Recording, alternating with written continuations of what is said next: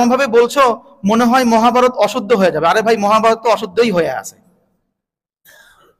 মানে দেখছেন, কথাটা এমন ভাবে আমাদের সমাজে প্রচলিত হয়ে গেছে, মহাভারত তো একেতে কি অশুদ্ধই, বরং এটাই বলতে হবে যে ভাই তোমার কথা শুনে মনে হচ্ছে মহাভারত শুদ্ধ হয়ে গেছে, এটা বলতে হবে। কিন্তু আমরা বলি কি, উল্টো বলি, মহাভারত অশুদ্ধ হয়ে গেছে। তো যেই কথা বলছিলাম, এই যে সাপোজ একটা মহাভারতের যে একটা কাহিনীর মধ্যে পঞ্চ পাণ্ডবের যে কাহিনী, একজনকে বিবাহ করে 5 জন স্বামী, এই বিষয়টাও আছে। কিন্তু আল্লাহ রাব্বুল আলামিন আমাদেরকে বলে দিয়েছেন, ইয়া আইয়ুহান নাসু তাকু রাব্বাকুম, সূরাতুন নিসার প্রথম আয়াত। হে মানুষ সকল, তোমরা তোমাদের রবকে ভয় করো। আল্লাযী খলাকাকুম মিন নাফসিন ওয়াহিদা, যিনি তোমাদেরকে একটা জান থেকে, একটা প্রাণ থেকে সৃষ্টি করেছেন।